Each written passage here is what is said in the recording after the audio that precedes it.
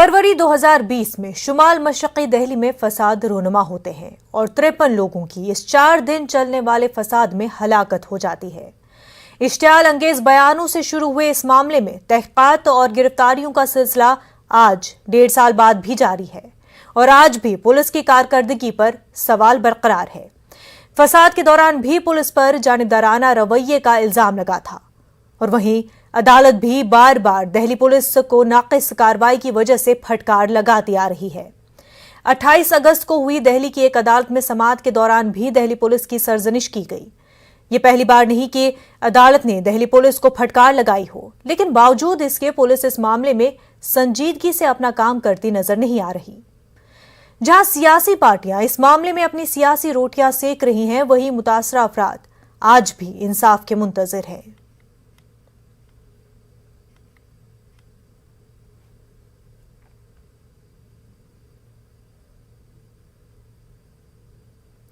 आपको बता दें 2020 में फरवरी में जहां एक तरफ दिल्ली में सीएए एनआरसी के खिलाफ प्रोटेस्ट जारी थे, वहीं इस वक्त हमारे साथ BJP spokesperson Shubhendu Shekhar Awasthi ji, साथ ही साथ कांग्रेस लीडर मशकूर उस्मानी साहब और हमारे नुमाइंदे भी जुड़ चुके हैं। अवस्थी जी और मशकूर उस्मानी साहब, आप दोनों का खैर मकदम है न्यूज़ 18 उर्दू में। सबसे पहले खुर्रम, आप ये बताएं कि जो दिल्ली की एक अदालत ने पुलिस की कारकर्दगी पर एक बार फिर सवाल उठा दिए हैं और दूसरा फटकार भी लगाया गया है, मजीद इस ऑर्डर में क्या कुछ कहा गया है?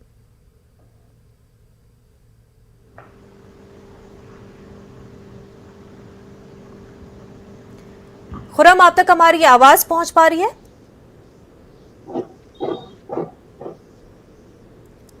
खुर्रम, आपसे जानना चाहते हैं कि दिल्ली की कोर्ट ने क्या कुछ अपने ऑर्डर में कहा है?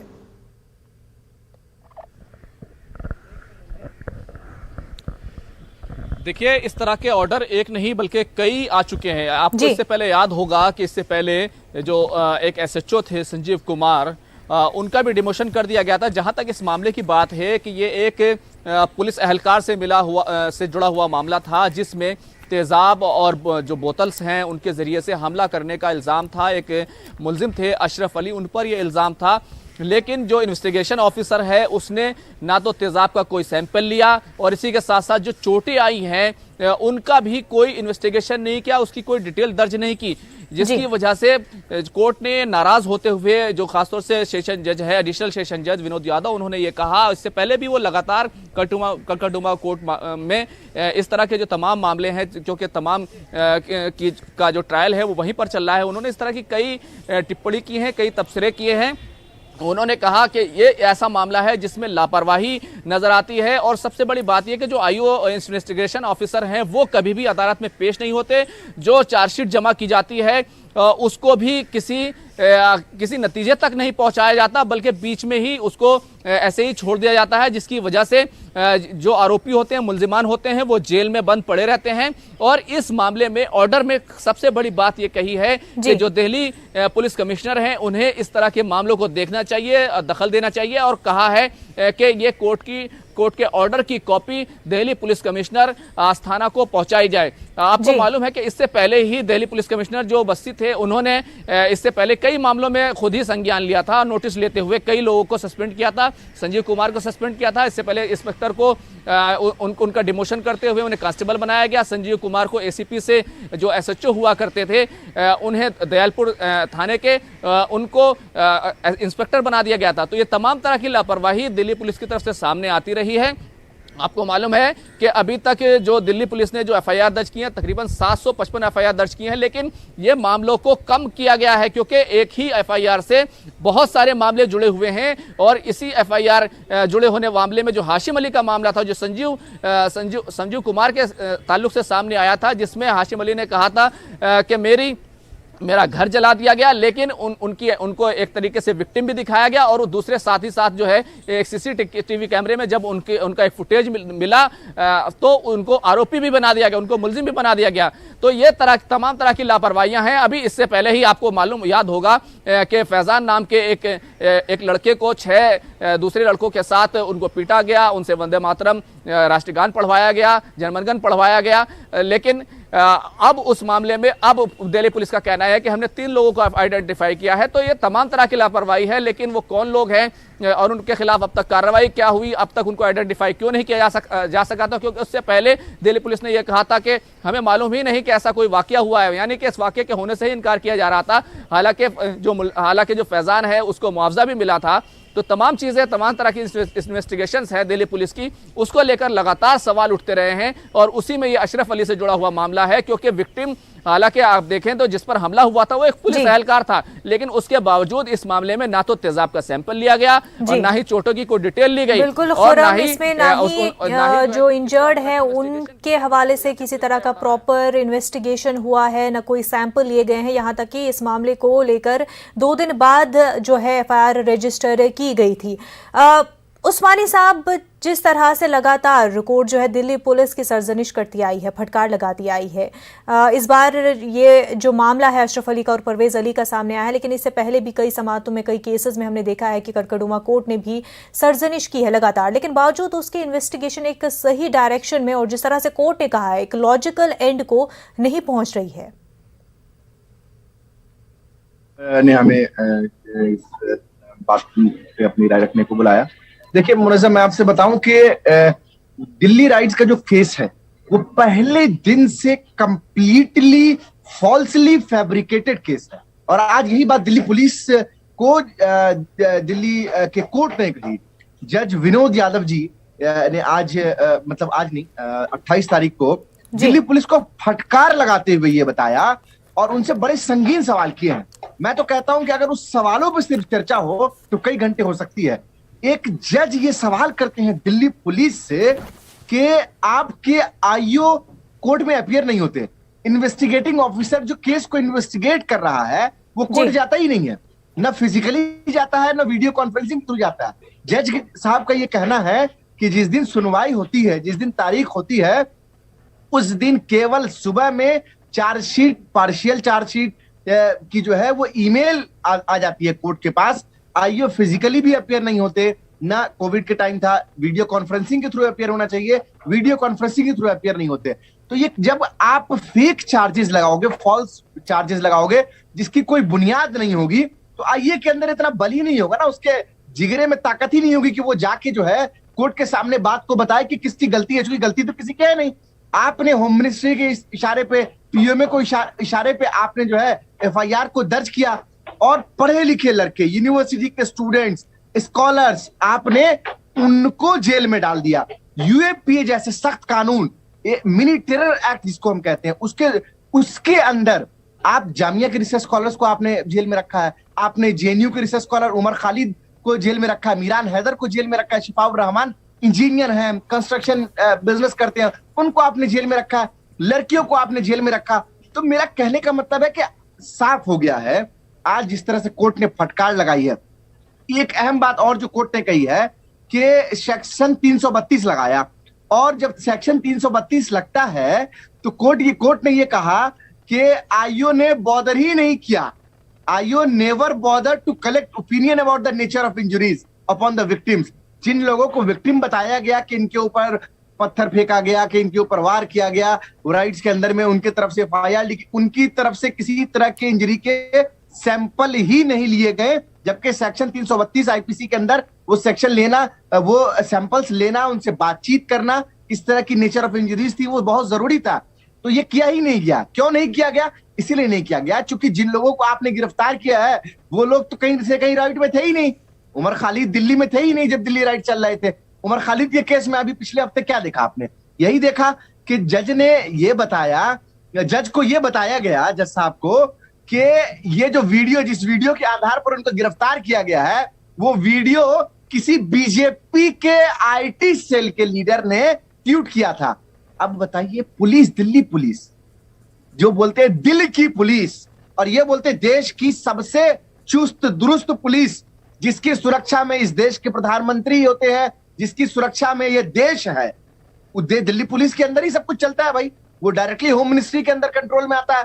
उस पुलिस का ये बयान है कोर्ट में कि वो जो वीडियो है वो वीडियो बीजेपी के किसी आईटी सेल के नेता के अकाउंट से लिया गया, ट्वीट से लिया गया, और वीडियो कट किया हुआ वीडियो, 30 सेकंड का वीडियो। अब मैं आपको कोई बात कर रहा हूं, अब आप यहां से कोई वीडियो 20 सेकंड का कट करके कोई और चलाने लगे इस तरह के इल्जामात लगते आए हैं। अवस्थी जी, कोर्ट का कहना है कि हाफ बेक्ड चार्जशीट।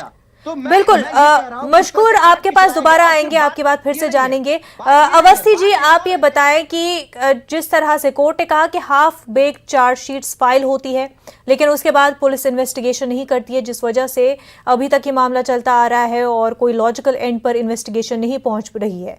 वहीं दिल्ली पुलिस जो है सेंट्रल गवर्नमेंट के अंडर आती है, तो सवाल जो है फिर यहाँ पर ये भी उठता है, ये भी ऑपोजिशन सवाल उठा रही है कि क्या दिल्ली पुलिस जो है सेंट्रल गवर्नमेंट के इशारे पर काम कर रही है? देखिए मुनन्ना जी कि ये हमारा जो आपकी जो आवाज आ रही है, आपकी आवाज बिल्कुल क्लियर है, पर हमारे जो प्रवक्ता हैं कांग्रेस के और जो खुर्रम साहब हैं, उनकी आवाज बिल्कुल नहीं आई। क्या उन्होंने कहा वो मालूम नहीं है, वो टेक्निकली ठीक करा लीजिए। पर चूंकि आपका जो क्वेश्चन है उसका मैं जवाब देता हूँ। देखिए, कोर्ट ने ये कहीं नहीं कहा कि ये लोग अक्यूज नहीं है। उन्होंने कहा कि ये जो इन्वेस्टिगेशन हो रही है, जो पुलिस जिस तरीके से ढीली चल रही है, और जो उसने टेस्ट कराने थे वो नहीं कराए, वो नहीं कराई गई, ये सब चीजों के ऊपर उसने ऑब्जेक्शन किए हैं। और उसने ये भी कहा है कि ये कोई तैयारी करके नहीं आते। और दूसरा, जब मॉर्निंग में जो वकील होता है उनको पीडीएफ भेजी जाता है स्टडी करने, डीप स्टडी नहीं कर पाते। इसके कारण पुलिस ऐसा क्यों कर रही है, इसकी भी जांच होनी चाहिए। ऐसा तो नहीं है कि जो लोग एक्यूज्ड हैं उन्होंने पुलिस को किसी तरीके से जो नीचे के ऑफिसर्स हैं उसको चेक किया है। इंफॉर्मेशन इसलिए तो पुलिस इंफॉर्मेशन नहीं दे रही है। कल डीसीपी को जब उन्होंने कोर्ट ने कहा है तो डीसीपी ने एक मीटिंग बुलाई थी। आज उसकी मीटिंग 4 बजे है और उनके ऊपर एक्शन लिया जाएगा कि वो ऐसा क्यों कर रहे हैं, जानबूझ के क्यों प्रॉपर इंफॉर्मेशन नहीं दी जा रही है, कोर्ट को लॉजिकल एंड पे नहीं लिया जा रहा है। ये बात गलत है। जी, सिर्फ प्रॉपर इंफॉर्मेशन की भी बात नहीं आ रही, यहाँ पर ये भी कहा जा रहा है कि जिस तरह के जो एविडेंसेस की भी बात की जाती है उन पर भी सवाल उठते हैं कि वो फैक्चुअली करेक्ट नहीं है। सीसीटीवी फुटेज की बात सामने आती है, लेकिन वो टूल समझ लेते हो तो इस तरह की टिप्पणी आएगी जजेस की। न स्वाभाविक सी बात है। आप दिल्ली पुलिस को आपने प्रेशराइज कर दिया। जब दिल्ली दंगे हो रहे थे उस समय में आपने प्रेशराइज कर दिया कि वो सही से कोई निर्णय नहीं ले पाए। उसके पास तो होम मिनिस्ट्री से सारा आदेश आ रहा था। तो जब आदेश होम मिनिस्ट्री और नेताओं से आने लगता है तो पुलिस की यही हो जाता है। हालांकि पुलिस का एक बार खत्म हो जाता है। 25,000 रुपए तो फाइन की बात आ रही है। आप बताइए, हाईकोर्ट की तरफ से कितने शर्म की बात है। सुप्रीम कोर्ट के जज, सुप्रीम कोर्ट के चीफ जस्टिस कह रहे हैं कि पुलिस का जो एक्शन होता है वो सत्ता के पक्ष में होता है। शर्म आनी चाहिए भाजपा को। भाजपा की सरकार होते हुए चीफ जस्टिस का इस तरह का बयान देना पड़ता है, इस तरह की चिंताएं जतानी पड़ती है कि पुलिस कंप्लीटली सरकार के अधीन हो चुकी है, सत्ता के अधीन हो चुकी है। आप लोगों ने देश का बंटाधार कर दिया, देश को बर्बाद कर दिया कि जजेस को इस तरह की टिप्पणी करनी पड़ती है। खुलेआम आकर ये बोलना पड़ता है कि इस तरह की चीजें जो है वो दिल्ली की पुलिस कर रही है। आपने इस देश के स्कॉलर्स को, रिसर्च स्कॉलर्स को, स्टूडेंट्स को जेलों में ठूस के रखा, और सिर्फ जेल में ठूस के नहीं रखा है, उनके ऊपर यूएपीए तक लगा दिया। शर्म आनी चाहिए भाजपा की सरकार को कि आप लोगों ने छात्रों को प्रताड़ित करने का काम किया। हमारे कितने साथी जेल में है इस वक्त, सिर्फ और सिर्फ आपकी नाकामियों की वजह से, सिर्फ और सिर्फ दिल्ली पुलिस की नाकामी की वजह से। उनका कौन जवाब देगा? उनके माता पिता को कौन जवाब देगा? आप तो कम मत बोलो। आपको सुनना नहीं है, आपको सुनना नहीं है। सुनना नहीं है क्या? तो आप पहले मेरे को आपने बोला, मैंने बोला भी एक मीटिंग बोला क्या? आपको पिछले चैनल से बात करने की तमीज नहीं है तो तमीज लेके आइए। सो रहे थे नहीं, आप बोल रहे थे तो ना। आपका बच्चा अभी मैं बोल रहा हूँ, आप सुन लीजिए पूरी बात। अरे आपका बच्चा एक दिन जेल में, पूरी बात सुन लीजिए, फिर आप जवाब दीजिएगा। आपके प्रवक्ता अश्विनी उपाध्याय जेल में गए।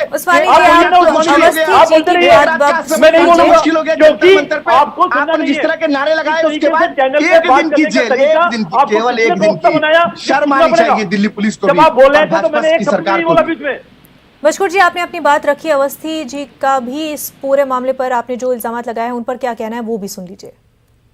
देखिए, कोर्ट ने एक मैसेज दिया डीसीपी को कि इसमें प्रॉपर जो इन्वेस्टिगेशन नहीं हो रही है।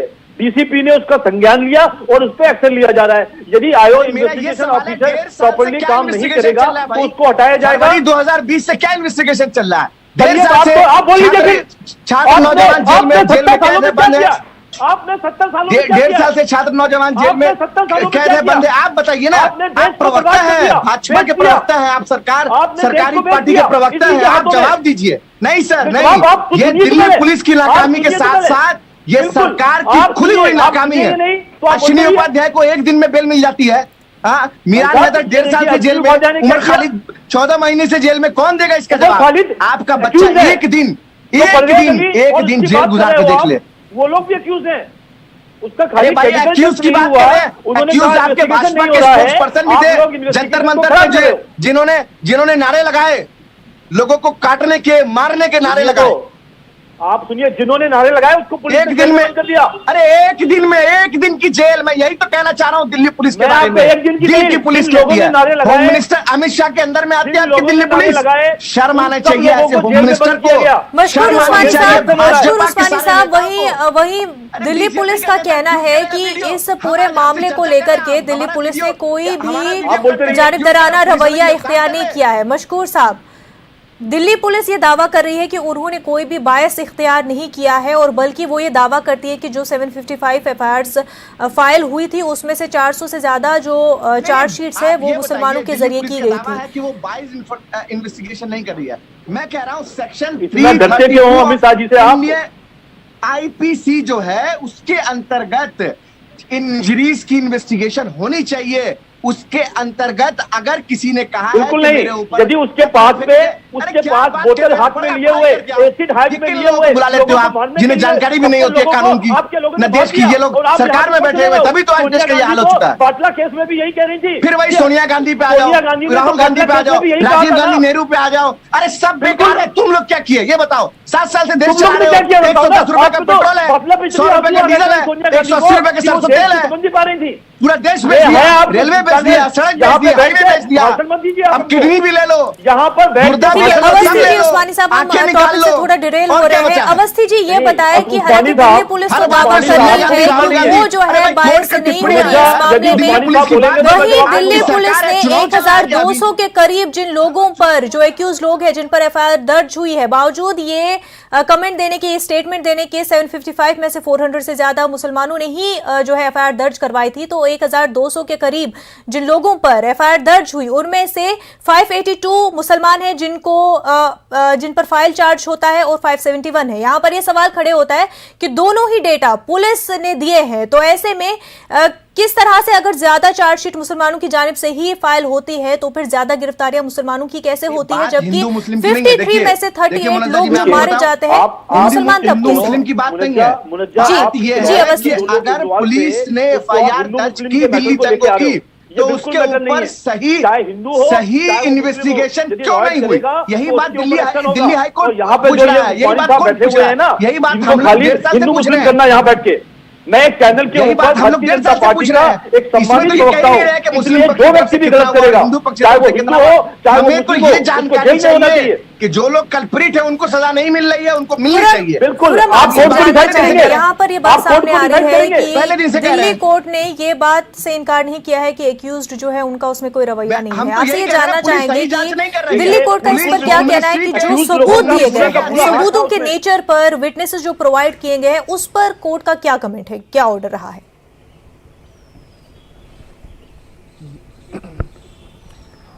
देखिए, सबसे अहम बात यही है कि जो इन्वेस्टिगेशन ऑफिसर है उसको सबसे पहले अगर तेजाब से हमला हुआ था, बोतलों से हमला हुआ था, उसका सैंपल कलेक्ट करना चाहिए था और उसको फॉरेंसिक जांच के लिए भेजना चाहिए था। वो नहीं किया गया। इसके अलावा जो चोटें आई थी, जो एक पुलिस एहलकार है उसको चोटें आई थी, तो उसकी प्रॉपर डिटेल्स जो है दर्ज करनी चाहिए थी। वो तमाम चीज़ें नहीं की गई। तो दरअसल दिल्ली पुलिस को ये माना जाता है कि मुल्क में वो सबसे ज़्यादा बेहतर है और काफ़ी प्रोफेशनल है, लेकिन जिस तरह की चीज़ें सामने आ रही हैं उससे तो ये देखने वाली बात ये है। और अदालत ने जो सबसे बड़ी बात कही कि सुधार के लिए ये ऑर्डर जो है दिल्ली पुलिस कमिश्नर जी को भेजा जाए। तो सुधार एक जो है बहुत बड़ा मामला है कि पुलिस को लेकर के हमेशा ये सवाल उठता रहा कि वो अभी हाल ही में आपको मालूम है जिस तरह से अदालत ने एक दूसरे मामले में तबसरा किया कि जो इख्तिदार में होते हैं वो पुलिस उनके इशारे पर काम करती है। इस तरह का तबसरा अदालत की तरफ से आता है। तो ये एक बड़ी बात है कि पुलिस को कैसे आईनी तौर पर काम करे, कानून के दायरे में रहकर काम करे। अगर दिल्ली पुलिस, जिसको एक प्रोफेशनल पुलिस माना जाता है, तो दूसरे जो उत्तर प्रदेश पुलिस या दूसरी जगहों की जो पुलिस है, दूसरी रियासतों की जो पुलिस है, उसको वहां पर किस तरह के हालात होंगे, तो सुधार को लेकर के एक अहम बात है, क्योंकि कई मामले इस तरह के सामने आते हैं। आपको एक मामला और भी बता देता हूं। इससे पहले दयालपुर थाने का ही 7 एफआईआर का एक ऐसा मामला सामने आया था जिसमें 7 बिल्कुल एक ही किस्म की एफआईआर की गई थी कि एक शख्स दीवार के पीछे, दुकान के पीछे मिला और उसकी दाएं जेब से कट्टा निकला। राहगीरों से हमने गवाह बनाने की कोशिश की, लेकिन सब अपनी जायज वजूहात बनाकर चले गए, इसलिए हमने मामला दर्ज कर लिया। तो ये तमाम चीजें हैं जो लगातार सामने आ रही हैं। तो एक प्रोफेशनल फ्रेमवर्क जो होना चाहिए वो पुलिस को लेकर के पुलिस महकमे पर बड़ा सवाल जरूर खड़ा करता है, जिस तरह से पूरी इन्वेस्टिगेशन होती रही है। दिल्ली पुलिस करती हुई नजर नहीं आ रही है। अवस्थी जी, ये बताएं, यहाँ पर ये भी मामला आता है कि 10 ऐसे एफआईआर, ऐसे चार्जशीट जिनमें सियासी लीडरान और बीजेपी लीडरान के नाम भी एक्यूज्ड के तौर पर सामने आए, लेकिन उनको दबा दिया गया, इस तरह का इल्जाम लगता है दिल्ली पुलिस पर। वहीं ये मामला भी सामने आता है जहां पर एक लेटर लिखा जाता है दिल्ली के सीनियर ऑफिशियल की जानिब से, जो कहते हैं कि ड्यू केयर और प्रिकॉशन बढ़ता जाए जब कोई हिंदू राइटर को जो है गिरफ्तारी अगर उसकी हो, ताकि कोई हिंदू सेंटिमेंट जो है वो हर्ट ना हो। तो इस तरह के मामलात पेश आते हैं। वहीं ये बात भी सामने आती है कि कपिल जो कि बीजेपी लीडर है, उनका जो बयान सामने आया था वो काफी इश्तियाल अंगेज बयान था, बावजूद उसके उस पर भी कोई कार्रवाई नहीं हुई है। तो ऐसे में कई सारे सवालात जो है बीजेपी पर भी खड़े हो जाते हैं। जवाब दूंगा और आपका अनुरोध है और कांग्रेस के प्रवक्ता से अनुरोध ना पड़े, बात को बताऊंगा। ये है कि जो लोग रॉयटर्स हैं, चाहे वो हिंदू हो चाहे वो मुस्लिम हो, उनको बंद करके जेल में भेजना चाहिए। भारत ये किसी को भी पूरे देश में इस तरीके के हिंदू मुस्लिम झगड़ों को लड़ाने के लिए और राइट करने के लिए अधिकार नहीं देता है, वो चाहे किसी धर्म का हो, किसी राष्ट्र का हो या किसी राज्य का हो। दूसरी चीज, मैं एक और चीज बताना चाहूंगा कि भारतीय जनता पार्टी और सरकार के लिए सभी लोगों का साथ और सबका विकास ये एक मोटो है। इसमें कहीं भी हम हिंदू और मुस्लिम नहीं करते हैं, जैसा कि कांग्रेस और इनकी पार्टी आज तक करती आई। यदि पुलिस ने